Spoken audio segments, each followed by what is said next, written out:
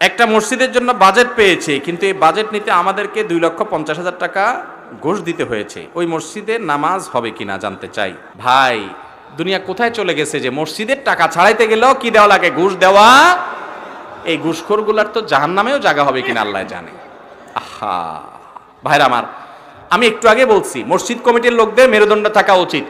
ঘুষ দিয়া মানুষ তোমাকে টাকা দান করছে আল্লাহর ঘরে খরচ করার জন্য, ওই টাকা ওই ঘুষখোররে ঘুষ দিবা তুমি, এটা জায়েজ হবে না। তুমি ওই টাকা দিয়া মসজিদের জন্য টাকা ছাড়ানোর দরকার নেই, বলবা ঘুষখোররে মুখের উপরে যে 2,50,000 কেন, পুরো টাকা তুমি খাইয়া ফেলাও। আমরা হারাম দিয়া তোমার কাছ থেকে আল্লাহর ঘরের টাকা নেব, আমাদের ঘর পাকার দরকার নাই, কাঁচা ঘরে নামাজ পড়বো, সওয়াব আরো বেশি হবে।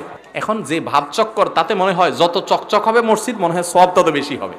আসলে কি ব্যাপারটা তাই? এই অসুস্থ প্রতিযোগিতা থামাতে হবে। আমাদের মসজিদের চকচক দরকার নাই, আমরা হালাল টাকা চাই। কথা কি বুঝাতে পারছি? অতএব ভাইরা আমার, এই ঘুষ দিয়া মসজিদের টাকা ছাড়ানো জায়েজ হবে না।